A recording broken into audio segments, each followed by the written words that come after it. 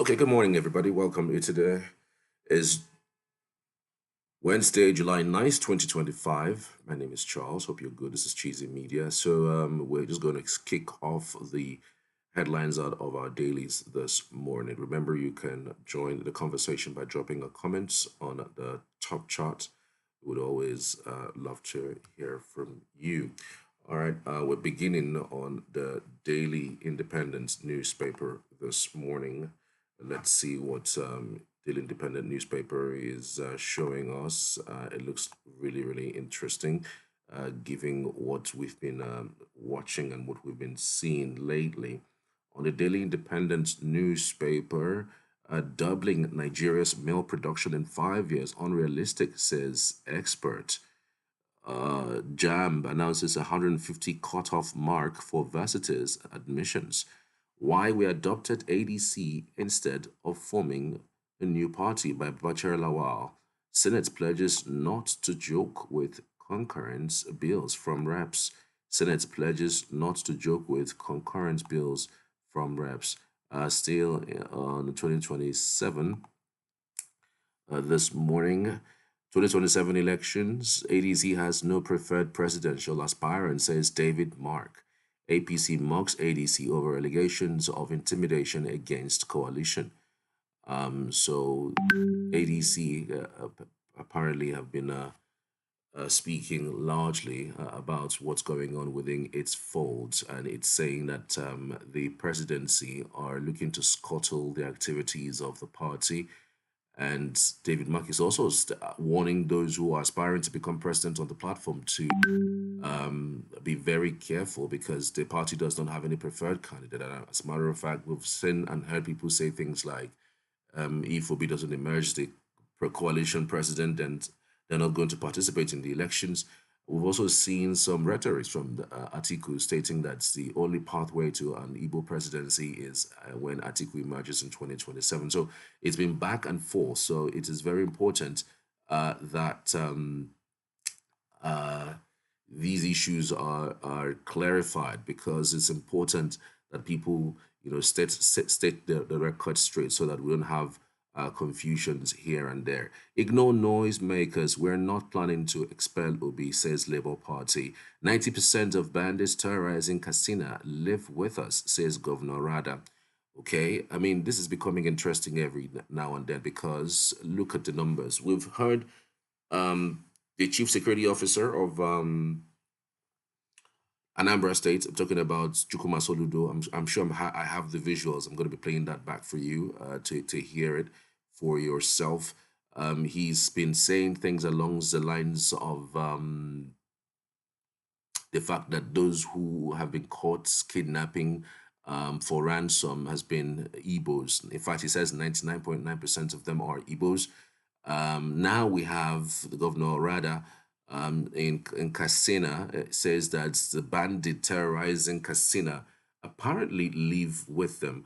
But the bigger question would be, as a chief security officer of your state, what exactly have you done in that direction? What exactly have you done in that direction? So those are the main issues which really hasn't been resolved. Hopefully, would find solution to some of these issues that have been raised,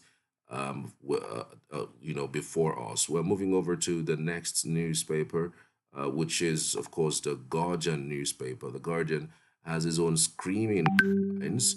Varsities fume as federal government fixes 150 cutoff mark, 16 years admission age. Um, I really don't know what the problem is with fixing age for admission for institutions. Why would you fix a date for admission? What's that? I mean, people are different in different ways. If someone who is 15 years old is sharper than someone who is a 20-year-old, would you say because he's not up to 16, the 20-year-old can gain admission and the 15-year-old cannot get admission? It really doesn't add up.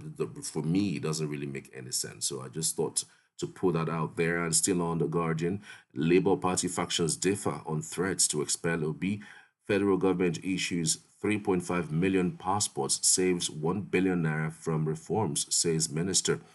40% of Nigerian children malnourished. Shatima laments, and I'm sure that amongst those numbers will be large when it comes to the Northeast. He's from the Northeast, Borno specifically, and we know how Northeast has been ravaged for a long time.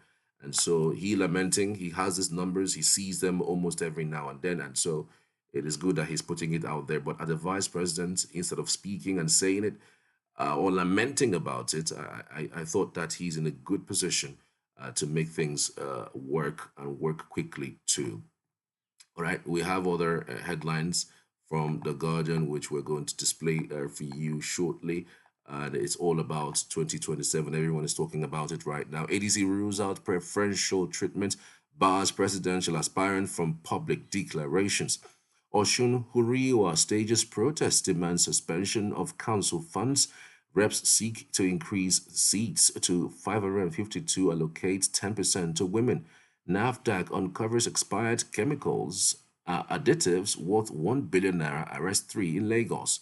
US halts multiple entry visa for Nigerians, reduces validity to 3 months. All right, US halts multiple entry visa for Nigerians, reduces validity in 3 months. Well, I just believe that everyone should just go out there and develop their country to a point where people are coming into it. I mean, America was developed by people who have one head, two hands, two noses, nostrils, one mouth, one brain. So, and they came together and form America. So why can't Africans do the same thing? For me, when people see how good you are, they are going to be the one to ask you to come. So not the other way, begging to go and spend your money. At the end of the day, you're going to be the one to prefer your own visa. You're going to be the one to make your own monies to come over to their country to do a thing or two. So why am I being restricted to this extent? I mean, if I am that restricted, well, as a matter of fact, I'm not sure that that should be the reason. Anyways, let's move over to other newspapers that we have for you this morning. We have on the Nation newspaper this morning, and it's a screaming headline.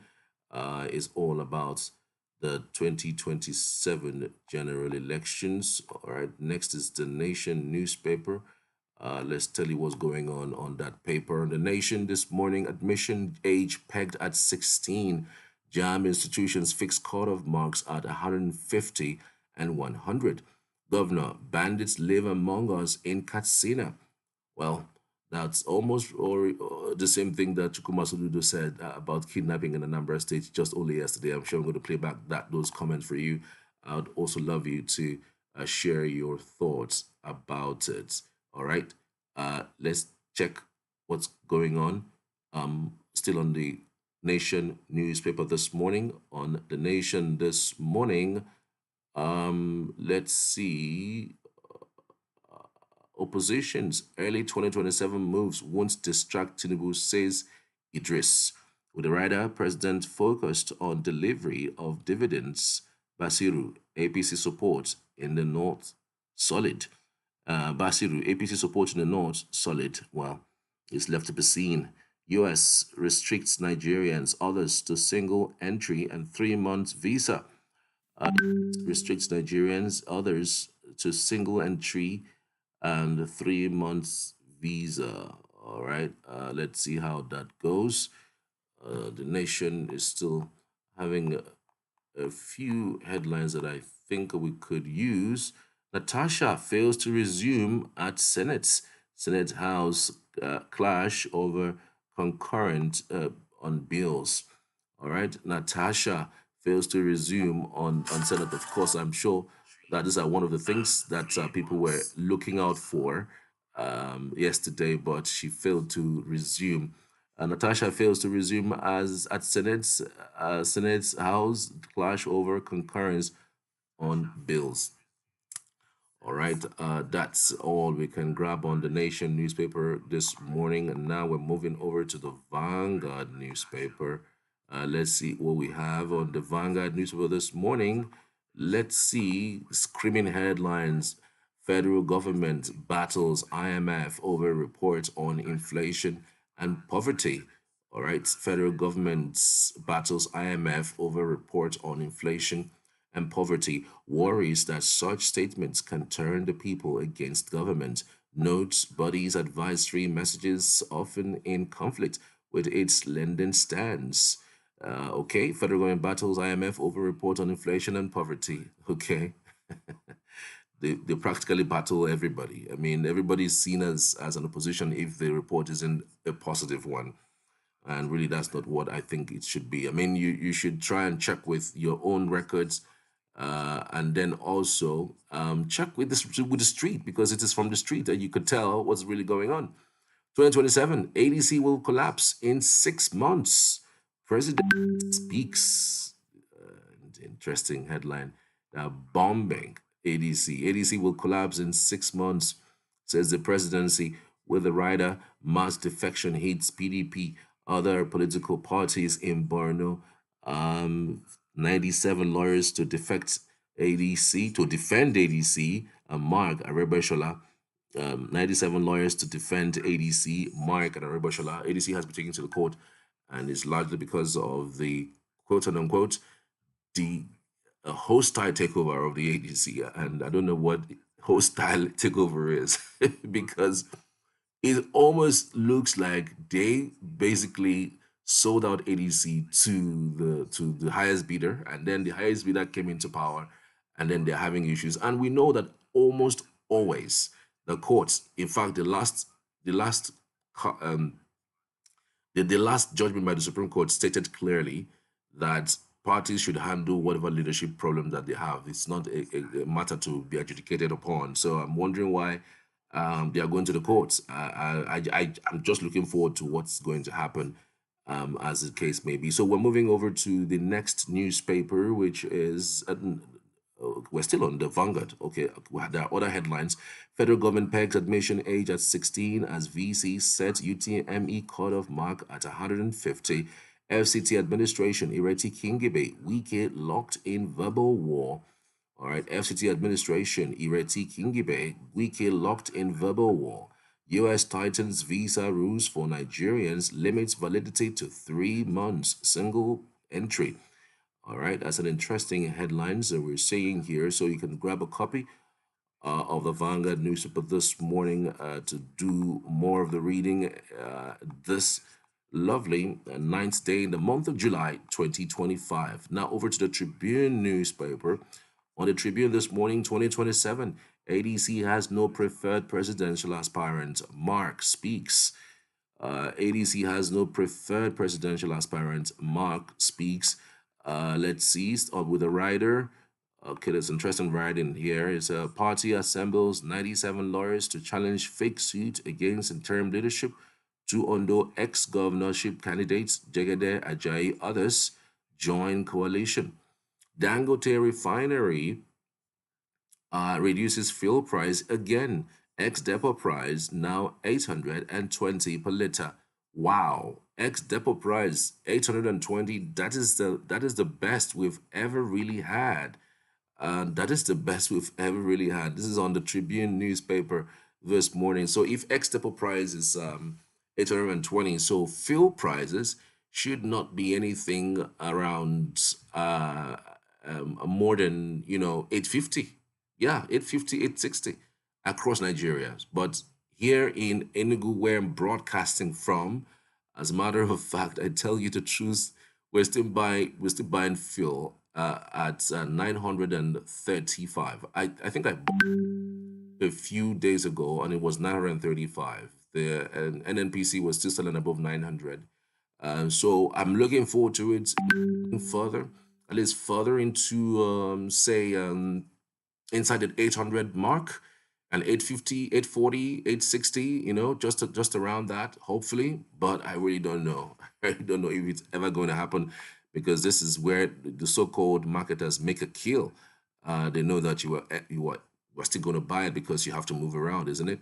Anyways, we're moving over to the next newspaper, not the next now, the next headline. We have issued over 3.5 million, saved 1 billion naira from reforms. And Interior Minister speaks.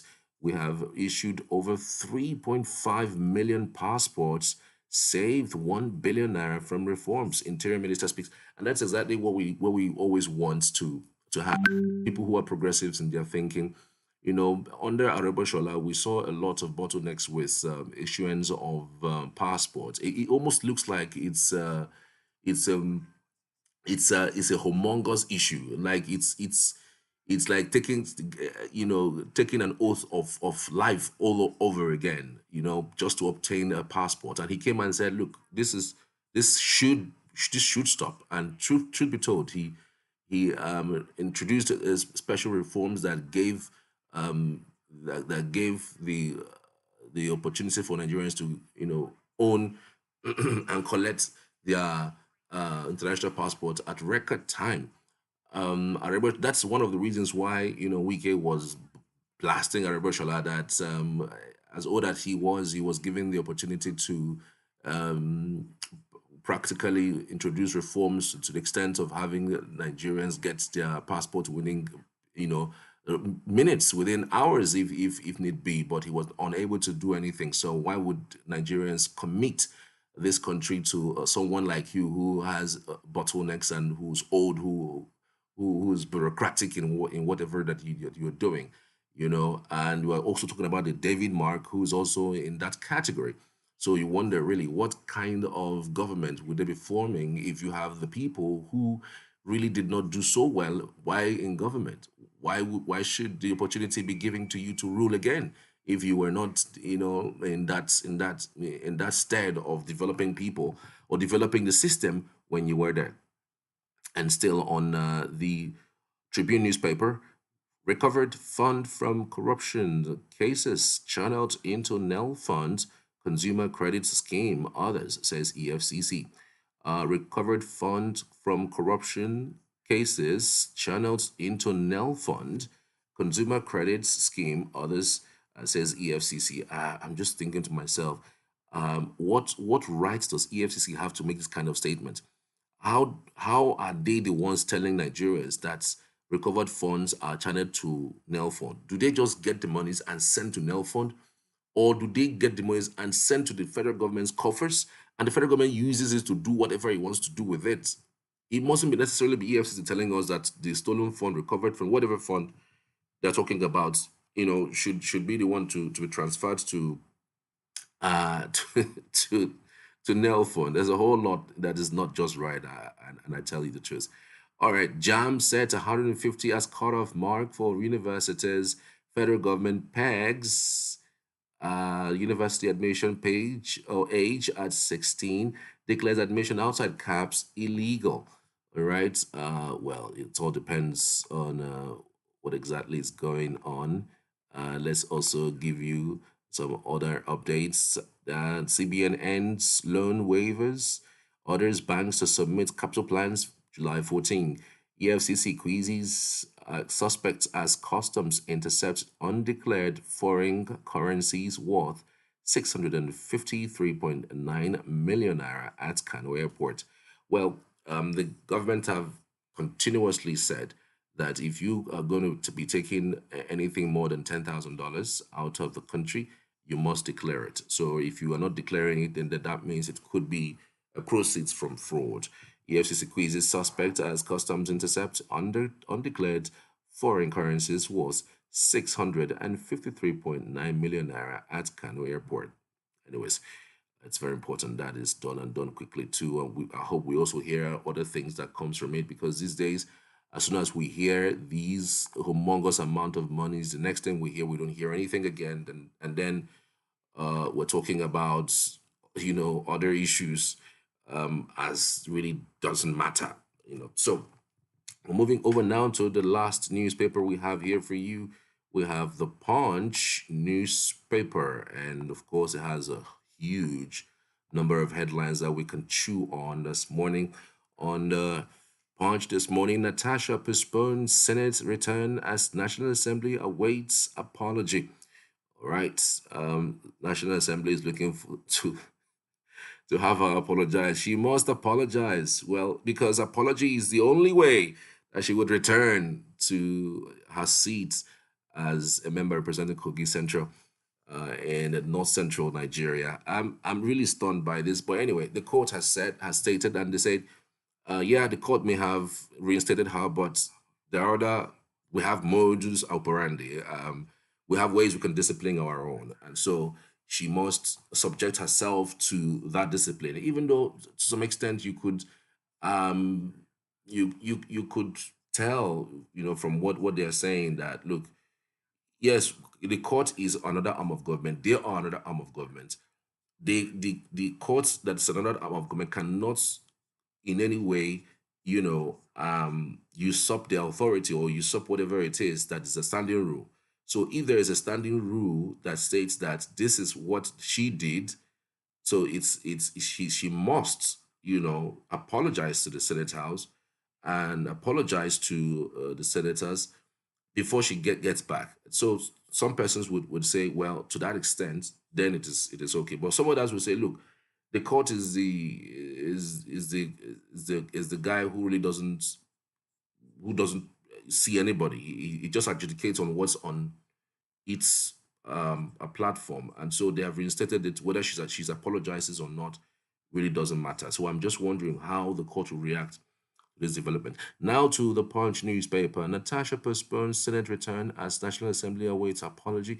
Presidency blast Obi as Ohaneze demands Kanu's release. Presidency blast Obi as Ohaneze demands Kanu's release.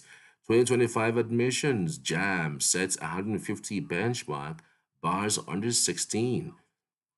US cuts Nigerians' visa validity to 3 months. And by the way, let me even ask this. For this, I asked this question earlier, and I thought that I should re-ask it. If somebody is 15 years old or even 14 years old, and they're really good, they're really smart, and they have also shown a bit of development when it comes to uh, the ability to control themselves in character and learning and on or whatnot. And you have a 20-year-old who really does not have that kind of character and attitude that this 15 years old. Would you admit a 20-year-old over a 15-year-old? I don't know. Like, it really doesn't add up. I think universities should be given the opportunity to basically, you know, choose if you are 15, if you are 14, if you are 16, and you want to get into university, why not? Why not? I mean, with what we have these days, the life keeps evolving. At some point, we had people who were getting into school at 21. At some point, we had people who were getting into university at 22. At some point, we'd reduced to like 19. Some others came out at 18. Now it's down to maybe around 17, 16. So, in fact, now, in fact, while I was in school, I was just around, yes, I was young, but there are people who were younger, far younger than me. I got into school at 18. But there are people who were 17, who were 16, who got into school. Well, I am 100% sure that this is just going to be for federal universities. These things are things that are on the line, all right? That people will just say on the pages of newspaper and it ends there, because these things don't really work as far as I'm concerned. Based on my experience, these things don't work.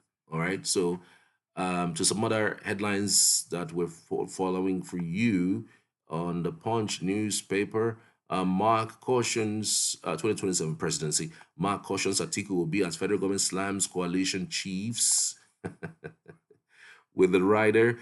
presidency, Mark clash over Tinubu's reforms. APC, PDP chieftains join ADC in Borno, Gombe, Ondo, and Jigawa. All right. Mark cautions Atiku Obi as federal government slams coalition chiefs. With the rider presidency, Mark clash over Tinubu's reforms. APC, PDP chieftains joins ADC in Borno. APC, PDP chieftains join ADC in Borno, Gombe, Ondo, Jigawa. This is crazy. I mean, the numbers are building every single day. APC, PDP, chieftains join ADC in Borno, Gombe, Ondo, Jigawa. It's looking like a tsunami. You know, I'm thinking. You know, I keep hearing this every now and then, and I thought to actually share. You know, I'm just wondering if you look at the defection that happened in the southern part of the country. You hear, okay, governors are defecting. They're also going around, you know, with their State House of Assembly members. We've also seen people also move, but you don't really hear the locals say they are defecting with the governors. You hardly hear the locals, but that is why it is different in the north. The north, with this ADC, you are seeing locals. First of all, the locals are the ones defecting yet. They're just going with the local leaders and moving to ADC in their droves, in their numbers. And it's quite frankly a big issue. Because if you have this number of people who are moving to the ADC, it does mean that the ADC is taking roots in those places. It does look like they have been waiting for this coalition to happen. And when you have the locals move over, there's really hardly anything the governors of those states can do, really. Anyways, we're moving now over to other headlines on the very last paper we have. That's on the Punch. Adeola will run for Ogun governor in 2027. Aide confirms 3 school children, Okada rider crushed to death in Oyo. This is a sad story. Customs, EFCC step up airport surveillance against money laundering. Customs, EFCC step up airport surveillance against money laundering. I mean, it's the easiest way to siphon monies out of this country these days, especially those who are politicians. I mean, that's how they push money laundering. You know, using people, their cronies, their aides, you know, in the name of going to get some investments outside, they push monies over. It's really saddening, and to see that the numbers here are really bad. People are poor, people are unable to make ends meet, but yet you still have Nigerian governors, Nigerian people going out siphoning monies away from here, and it's really sad. Anyways, so we're moving over to the visuals, talking about today's issues as it relates to insecurity in Anambra State. The governor only yesterday said that the root causes of the kidnapping in Anambra State is clearly, I mean, it's stunning how he said it. He says it's clearly the Igbos. In fact, how he puts it, I'm paraphrasing, 99% of those arrested for kidnap business are Igbos. And that has sent a lot of shockwaves across town. All right. Let me see if I can grab that video for you. Hopefully we have that come on board. I've been in office for three years and 3 months, okay? If we have arrested 100 criminals, non-mafia, kidnappers, and so on and so forth, 99.99% of them will mark Igbo. Did you hear me right? I said 99.99% of them will mark Igbo. So these things are unmade because that was part of the lie that was put in propaganda. They are into kidnapping because it is the next lucrative business after Yahoo and drug. The next one for find is about kidnapping. Omaka. But this is even other states. If an acquire Idolo Anambra. onye nke na village fa ogote motorcycle ma ajoin kelifa na abia ka etinye na line akwali ya bai mafia ọmụma ha auto ifa iji dị ọsọ na ndị Fulani. I'll repeat, and I want you to quote me right. 99.99% of all the criminals, kidnappers, and so on that were arrested so far, Igbos are the ones kidnapping Igbos, they are the ones killing Igbos. All these camps, Igbo. And by the way, because I came with the same false narrative, the false narrative that the Fulanis, they are invading our people. They are now everywhere. They are waiting for whistle to be blown, and this, and they will take over. And therefore, we are the ones who are the liberators. We are now going into the bush to go to chase out the Fulanis. Nobody asked the question. They are now banning mafia to go and liberate you. How do they feed? 1 month, 2 months, 6 months, 1 year. How do they feed? How do they feed? So that's, you see, like I said, I'm one of you, but I decided to go home. Actually, in '99, I was a visiting professor at Swanton College. Okay? And I remember the last conversation of the Vanessa sent them forth, because from there I moved down here to DC, to the World Bank, where I spent 18 months. I was just leaving and they were having a set forth party. And I remember the chairman of the department wishing that I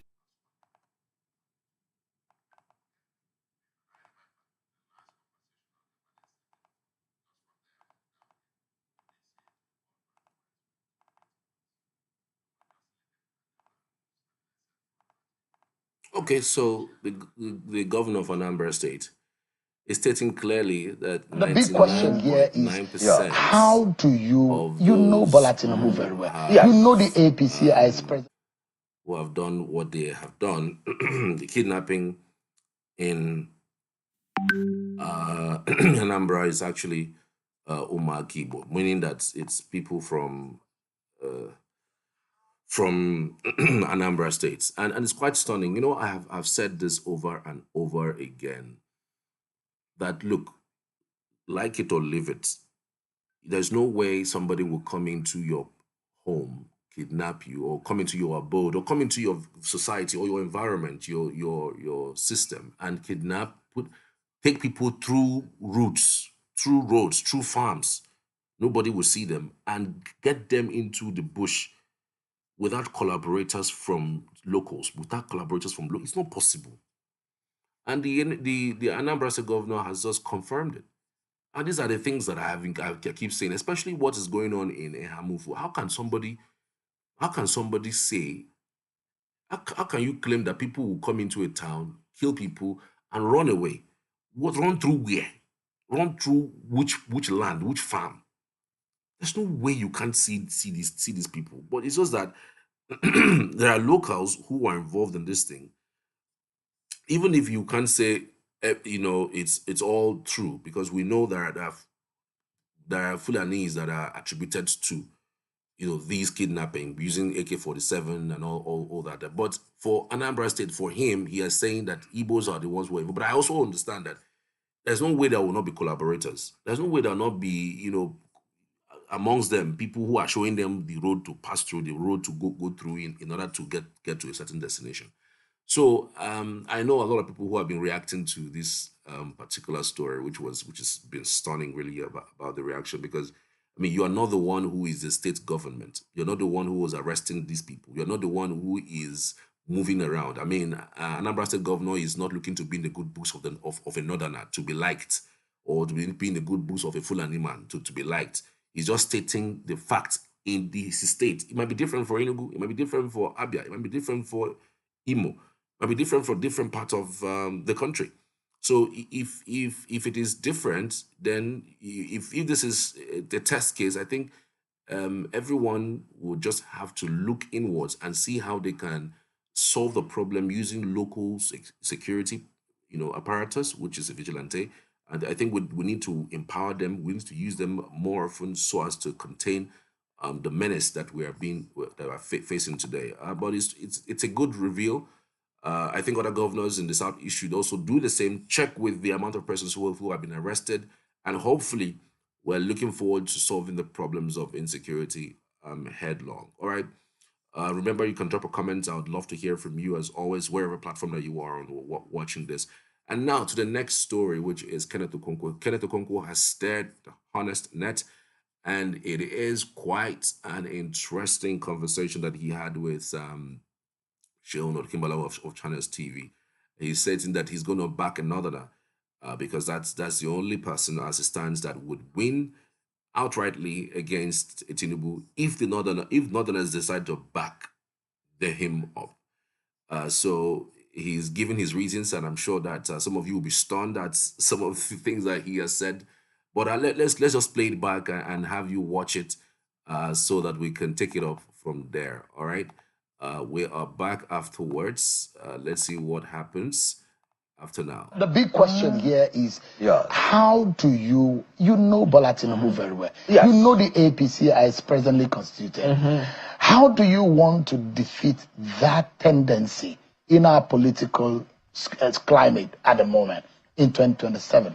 Now, it is a very easy thing if people would yield to strategy and not sentiment. Give Bola Tinubu his own style, his own strategy, and he's back to Bodilon. What did Bola Tinubu do in 2015? He went to the north, picked a man that he knows that all the northerners are in support.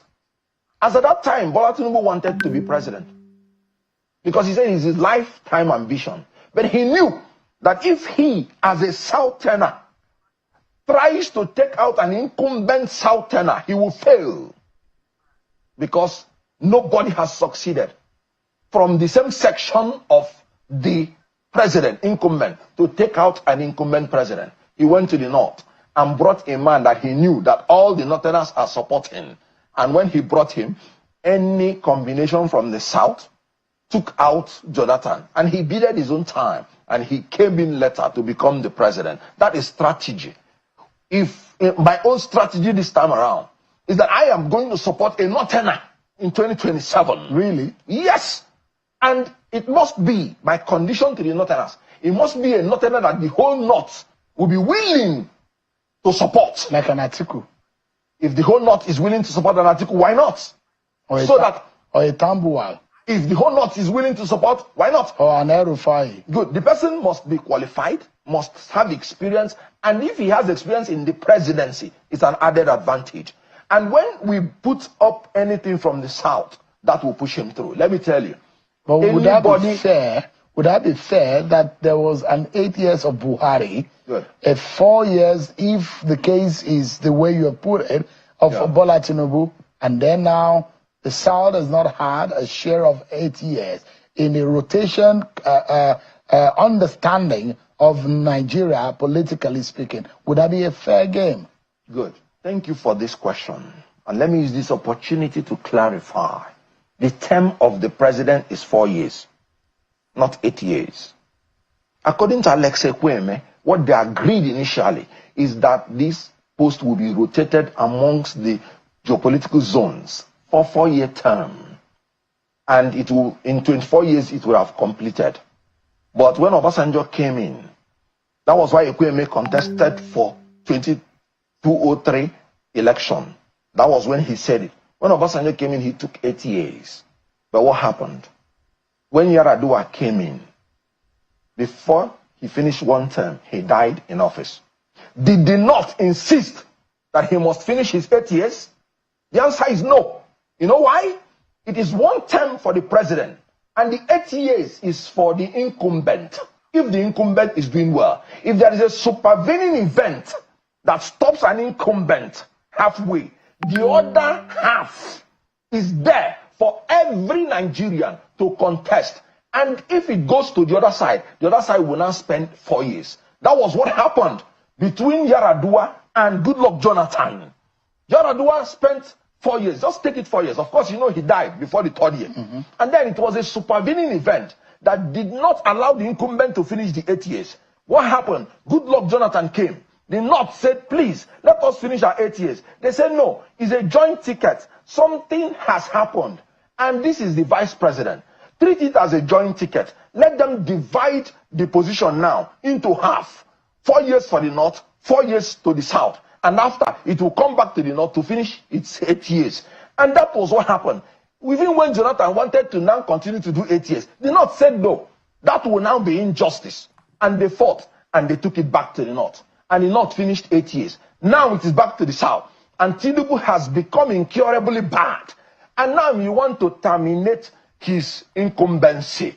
Anybody telling you that it's injustice, if the North comes in, if the South comes in, and whoever wins in a primary election will take it for 4 years. Where is the injustice? It has happened before. So, and anybody telling you to bring a fresh Southerner to compete against Tinubu, a Southerner, is trying to tell you to zone the ticket to Tinubu, and Tinubu will win outrightly. So you are saying that invariably that Tinubu's possibility of becoming or being re-elected in 2027 yes, is incumbent on the opposition fielding the same candidate from the same zone. But that if the opposition wants to beat Tinubu and the APC, yes, the candidate must come from the opposite zone. Absolutely. And I'll give you the reason. In 2019, the opposition wanted to use Atiku with Obi to beat an incumbent Northerner who had just done 4 years. Did they succeed? No, they failed. And what happened? Tinubu, strategically, in 2015, he used a Northerner to remove an incumbent Southerner. Did he succeed? Yes. Because that is he conceding to the fact that the North has a more political weight in the power game? No. Let's look at it this way. Somebody from your zone, if you listen to Olufalaye said his election was rigged. But immediately the people rigged him out. They prevailed on him that he is a fellow Yoruba person that he contested with. Why not let him leave it? We have not had a good electoral system. This election is going to be written, like I've always told you, in 2027. They have already prepared it. Have they done electoral? Yes, have they done. Do you have evidence to that? No, I told you 2023 there was technical glitch, and they have not given us the excuse till today. Technical glitch, by my own definition, is the process of suspending an election so that you can write it instead of transmitting it. And there is no assurance that it will not have in 2027. If you say so that if they write to the 2027 and is a fellow Southerner that you're competing with, they will prevail on you.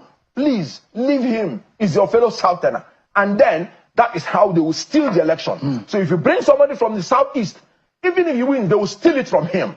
Let me tell you the strategy that will make the Southeast man to be president. Do you know the Southwest has never contested election against an incumbent? Strategy. Because they know in Nigeria, if you don't have the establishment supporting you, even if you win, they will steal it from you. Olufalaye said it was stolen from him. If you ask me, I will say we won the election in 2023. It was stolen from us because we didn't have. Peter, we won the election. That's my belief. In 2023, I believe it. But they stole it from us. Let me ask you. And if you do it again, they will steal it again from you because there is no incumbent to back you. But if you bring somebody from the North, nobody will prevail on him to leave his victory quickly. Because yes, because he's not from the same side with you. Yeah, quickly. How do you then tell Nigerians that the ruling party has said these people are spent, they've been in power? What new thing do they want to bring? How do they defend the failures of the past government, which they were part of? Some past governors, past ministers. How do you defend that the failures of this country in the past, you are coming and you say you want to redeem it? Would Nigerians believe the coalition and some of the elements in it? Okay, let me give you an example. The worst of PDP now has become better than the best of APC. Assuming you talk about an Atiku, if he can take us to Obasanjo days, are we not going to celebrate? Assuming. Because the performance of APC has beatified. PDP has beatified. Whoever served, for instance, in Obasanjo's government, they paid off all our debts. You remember? And we were not owing. APC has borrowed Nigeria into about 177 trillion naira in debt without nothing to show for it. We are enjoying darkness, not light. We have told you now, people cannot fly to go and come back. I've told you how flawed took away 500 persons in Niger State. The president has not gone to commiserate with them. I've told you how 500 persons were roasted by terrorists in Benue State. Now, if you get a president, assuming who was with Obasanjo, there was no security problem then. We were moving in the right direction. No debt, our economy became the largest in Africa. Assuming, wouldn't you be happy? Right. So when they say the same old people, please, APC should stop lying. All right. Okay, so Kenneth Okonkwo is clearly supporting Atiku for the coalition. So let's just take some of the reactions that we have gotten on social media. Kida Pensive says he's not saying it to provoke any of you. It's facts. The Tinubu government you are willing to challenge won't give up power easily. You have to be willing to fight for it. But Peter Obi isn't the type to cross that line. Therefore, the Tinubu government will go to any lengths to maintain its power. Politics isn't about sympathy. It's a good point. It's a good point, really, and I'm sure you know that would be met with so many reactions. Mangidi says he's still living in bondage. D. Gotti says he's actually making up good points. Adewale says, why am I thinking this guy works for APC? Is DSG says, so sky go fall if the whole North follow support Southerner. So another way of looking at it. Another way of looking at it. I mean, if you look at the history of Indie Igbos have supported people who they feel are good enough. Igbos supported Yaradua, remember? Igbos supported Yaradua to become the president of the country. Igbos supported Obasanjo. They voted him to become the... In fact, the Southwest did not even vote OBJ. So you could say, yes, Igbos did not support Buhari because they felt Buhari wasn't competent enough. And truth should be told, he wasn't. Igbos does not support Atiwaju Bola Tinubu because they also feel that he's not competent enough. And it's showing that he's not competent enough. They went with Peter Obi, which, you know, by all standards, giving antecedents of what played out in terms of achievements in Lagos as governor of Lagos State for Asiwaju and governor of Anambra State. The indices are there. You could tell that Peter Obi did better, you know, than Asiwaju Bola Ahmed Tinubu. So if you look at the whole thing, Igbos want the best for the country, but I mean, for other part of the country, it does feel like they just want people who are theirs to be there, or almost all the time. And every time that Igbos are voting people of their own, especially 2023 election, they tend to target tribalism, forgetting that Igbos actually did vote for Northerners at the time, vote for Yorubas at the time, and so why wouldn't a Northerner, for instance, support an Igbo man to become the president if they so want it? And if they truly don't want it, then let Asiwaju continue and does his extra 4 years. And one thing I also have to say, Atiku has been contesting since 2023. No, since 2003. Actually, since 2003, this is almost 20 years now. And what is wrong if he stays another extra 4 years, support Peter Obi, and come unopposed in 2031? What is wrong with that? Because, I mean, if he takes over in 2027, you don't expect him to drop power in 2031, or maybe in 2034. I mean, look at it. Let's a Southerner completes that tenure for 4 years, and then he takes over in 2031. If you have been contesting since 2003 up until now, what is wrong with just staying just 4 more years to achieve this goal of getting an Igbo man to become the president? And of course, the Igbos will never forget you.